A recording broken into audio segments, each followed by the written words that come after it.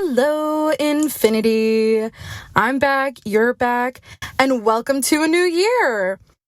Hope everybody had a good December. I personally fell hard into an end-of-the-year hibernation, just giving up and letting the river I've been stuck in wash me into 2026. I don't recommend this technique, though. It's not as relaxing as it sounds. But here we are, and you know what they say? New year, old art. As a gift to myself, my first video of the year is going to be a bit of a softball. I'll be taking inspiration from the art era circa 2010 and redrawing an old art piece from my archives.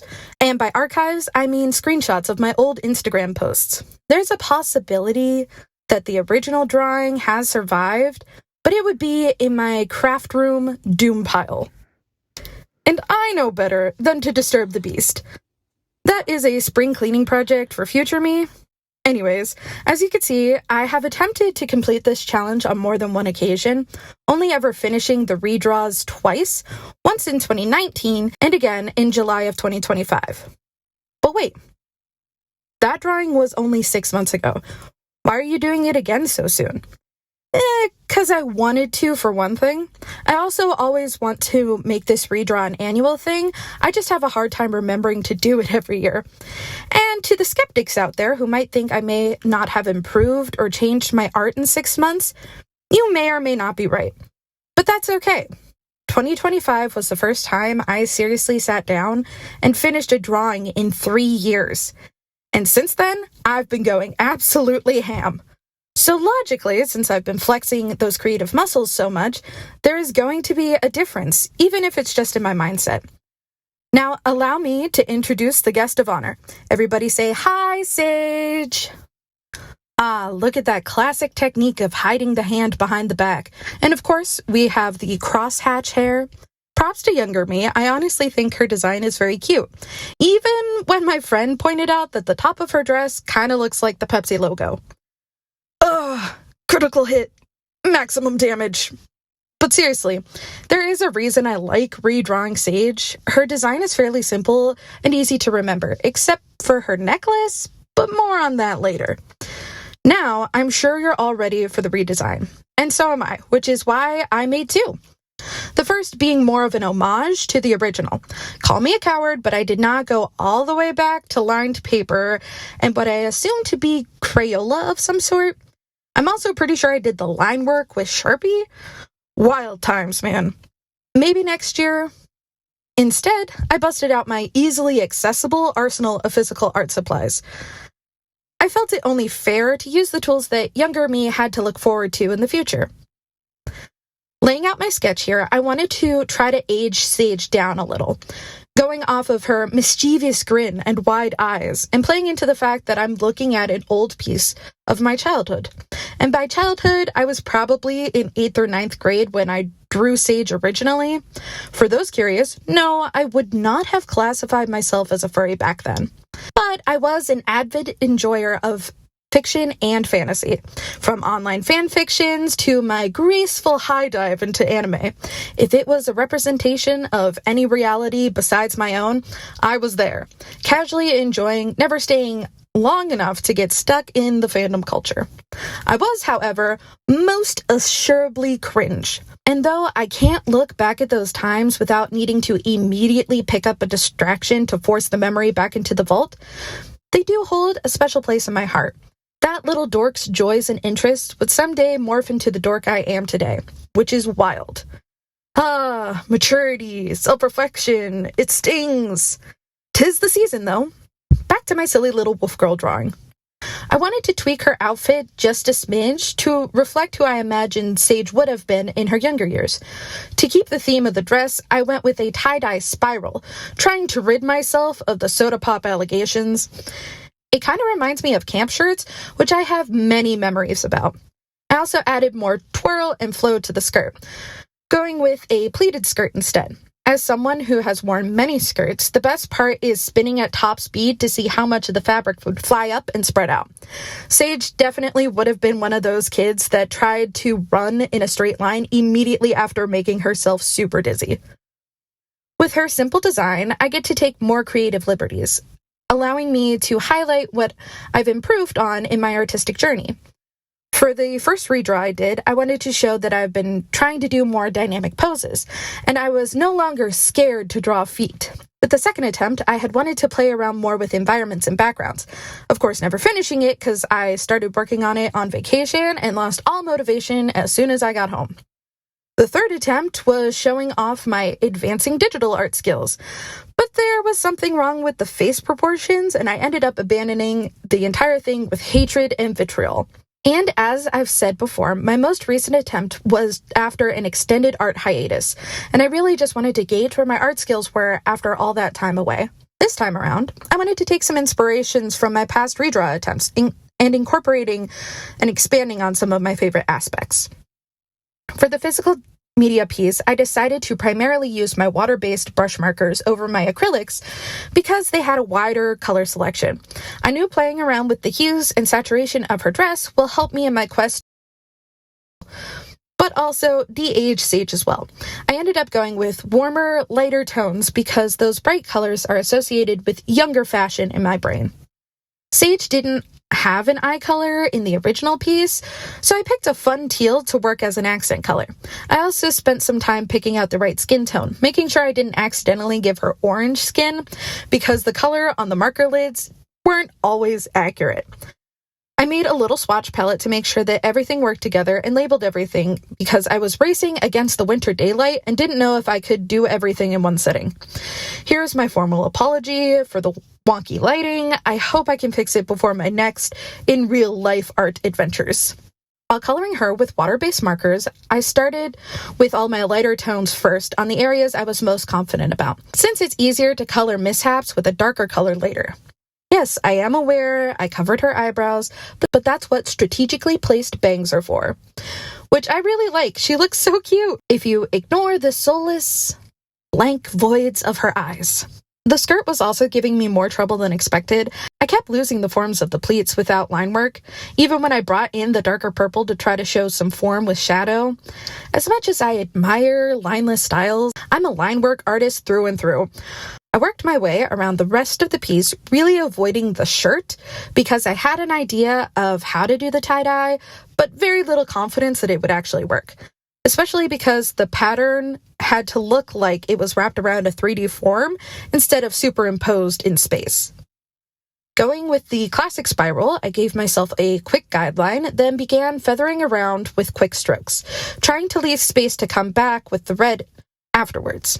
This is where the brush tips of the markers came in clutch. When adding in the red, I was originally nervous to overlap or bleed into the blue, but in the end, the blended spots actually added to the effect, and I was pleasantly surprised with how it came out. I think it really looks like tie-dye. I cleaned up a few more spots, and then it was time for the line art. And here is where avoiding the doom pile comes back to bite me. I have some pretty decent fine liners somewhere buried in there, but instead of looking for them, I thought to myself, nah, I'll be cool and do colored line art, like in my digital art. Giving myself some credit, I had layered Bic pens over highlighters during my Inktober challenge this year, but I think the colors I chose were too dark, or the pigments weren't compatible, or the paper was too worn at this point, and the Bic pen just didn't want to work properly. I lined the eyes with the purple pen and then gave up. Moving on to the fine point end of my markers, but the end of the color I had chose was either dried up or didn't want to work, so the brush end it was, which wasn't the worst, but it wasn't as clean as I wanted either. Since the marker was water-based, you could still see the ghosting of the other colors underneath, and if I layered it too much, I run the risk of going through the paper. Either way, what is usually my favorite part became a massive headache. Moral of the story, go and clean your doom piles, or at least make sure that they are organized chaos. My domestic task evasion is once again my downfall. There was one last trick I could use, one last trick up my sleeve to enhance this piece. My beloved acrylic markers that I had shunned for a limited shade selection shall hide my sins and be my savior. I first added a quick highlight to the eyes to add extra life and hope. Then skillfully, I found similar shades to the ones I had used for the outfit and lined around Sage. Not only cleaning up some of my less than stellar work, but also adding fun paint splatters to fill the extra blank space on the page. There was one last thing I had to do. Her necklace. I remember the first time I drew Sage. I wanted to give her a cute necklace with her first initial on it. I wanted the letter to be in cursive and for the chain to go through the loop caused by the shape of the letter itself. I landed on the letter S, which means her name had to start with that letter. The whole reason her name is Sage is because of that necklace. Well, the last time I drew her back in June, I completely forgot about this piece of lore. In that last piece, her necklace is a treble clef, like from music sheets, because of its similar shape. It wasn't until I posted the side-by-sides that I realized my mistake. This time around, I waited until the last minute to make sure I got it right. Using my metallic silver, I finished off the piece, included her name and date in the corner, and le voila! Ode to childhood art. I love how cute this piece is, and all the slight imperfections are just joys of working with physical media. Unlike when working in digital media, where you can correct every little mistake for all eternity. If the physical media piece was Sage in her younger years, I was going to do my digital piece with Sage as an adult, which was her original concept. When I had drawn her, I was at the very end of my fashion designer era. For a period of time, all I wanted to do was design clothes, from the runway all the way down to casual wear. From what I can remember, Sage emerged from that special interest as an absolute icon. However, she never got much of a background and personality outside of, she's a model, she's a wolf girl, and she's really cool. And honestly, that's not far off with how I start my character concepts now. It starts with a general vibe, add bits here and there as I draw out the design, slowly creating a world they belong to, until I eventually have 75% of a character. I leave the remaining 25% to fill in as the story develops. It may not be the most efficient method in the world, but it's just what feels natural to do, working with my creative flow instead of against it. As for Sage, I figured it was time to give her a glow up. Younger me would be so hyped for this piece. This digital piece being less of an homage and more of a gift to my younger self, trying to go all out and make the coolest design I could, which all started with some thumbnails. I have been trying to incorporate more planning into my workflow. Not the easiest to do when all I want to see is the vision come together, but a necessary step to ensure my desired result. Since the dress was going to be the main focal point, I sketched out a really simple A-pose mannequin and began the process of revamping the dress.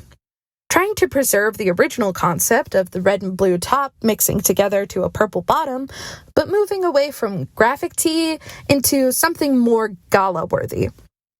And honestly, I meant what I said. Sage pretty much marked the end of my fashion era. Nowadays, my characters' outfits are usually quite simple, and I had to put in a lot of work to come up with something worthy of this diva. My first idea was to take the original silhouette of the dress, but use the colors to create a lava lamp effect. Ultimately, this not being high fashion enough, I moved quickly away from that idea. I then moved to something more of a crisscrossing design for the top and kind of got stuck on that for a while I was trying to work out the bottom of the skirt. I tried adding more volume up top, tried to make the whole thing asymmetrical. Things even got a little medieval for a while, but eventually I got my core design. On to the main event! I did some quick pose inspo from Pinterest and roughed in my first sloppy sketch, focusing primarily on the pose and form. I followed up with a second pass to define everything a little bit more clearly. I knew I wanted to push her animal features a little bit more, even trying my hand at digitigrade legs, which I also needed many references to try to figure out with the pose. There was also something about her face that was giving me pause. I even considered giving her more of a snout, but ended up hating how that looked and tried to give myself a better guideline for the angle I was drawing at.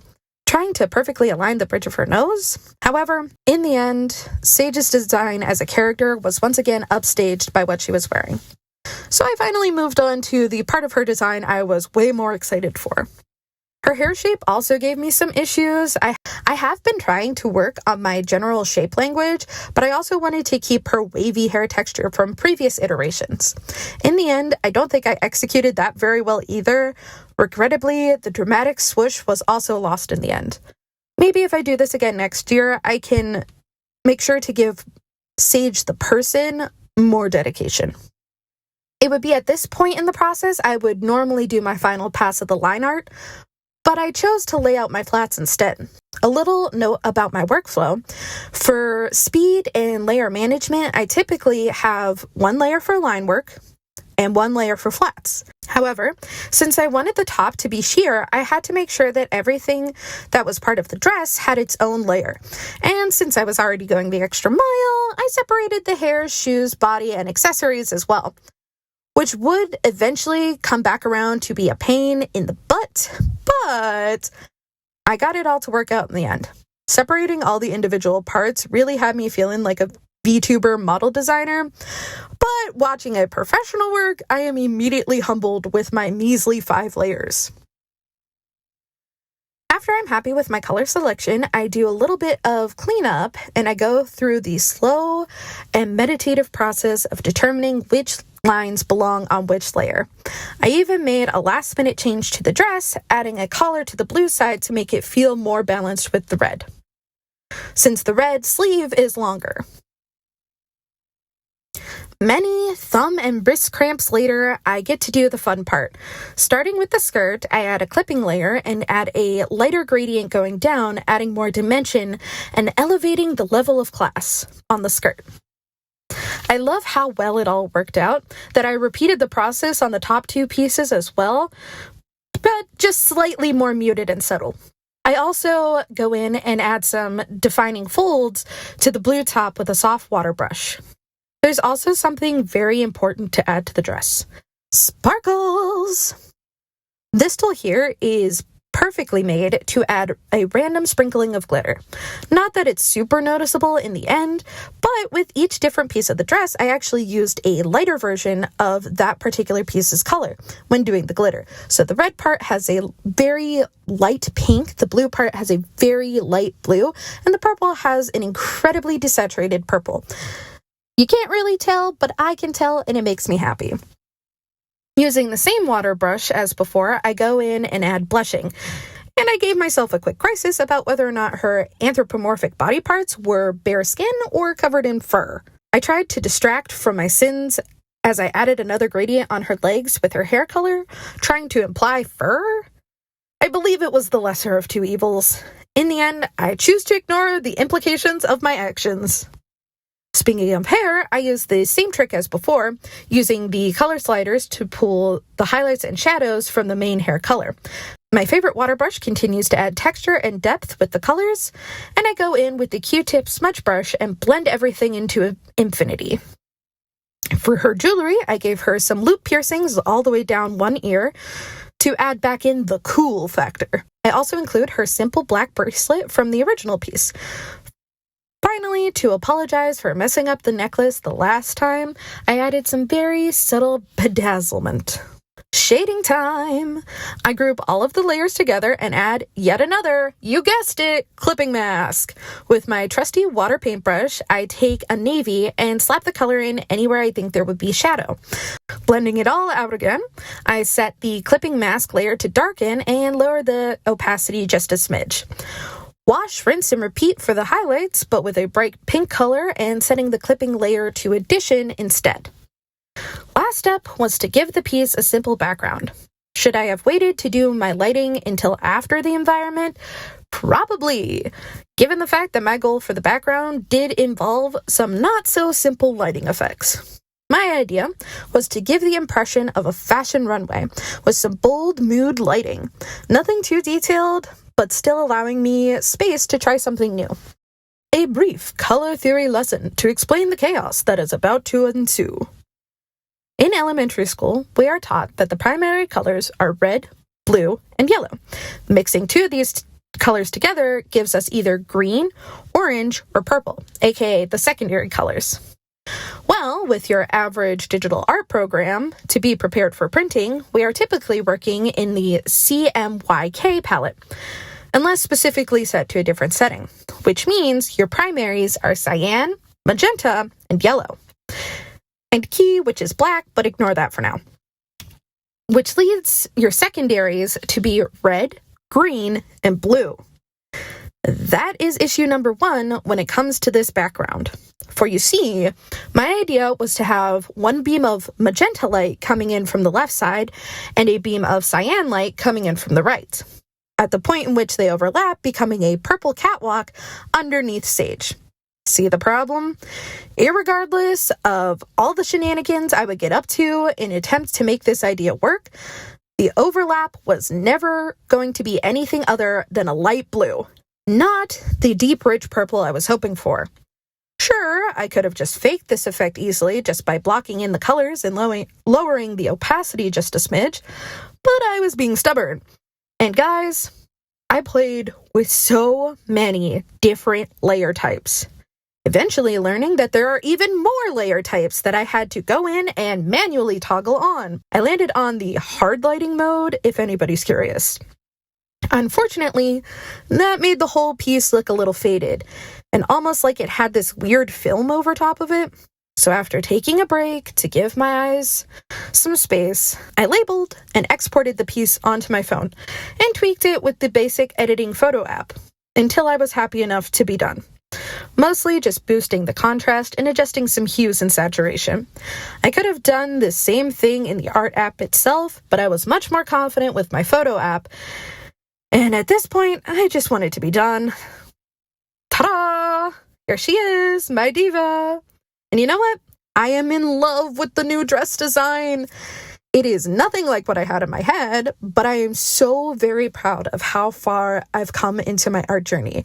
And I get to look forward to how far I have yet to go. Thank you so much for joining me in my pocket of the chaos. Which redraw was your favorite? Or did you prefer some of my previous iterations? Do you have any art-related resolutions for this year? I personally hope to finish my VTuber model. For those curious, you can see a brief summary of the design process for my model in this video here. If you seek even more chaos, consider a like or subscribe. I can also be found across the Webiverse on Kara, Blue Sky, and Instagram. We all have so much more to create in the new year. See you again soon. Okay, bye.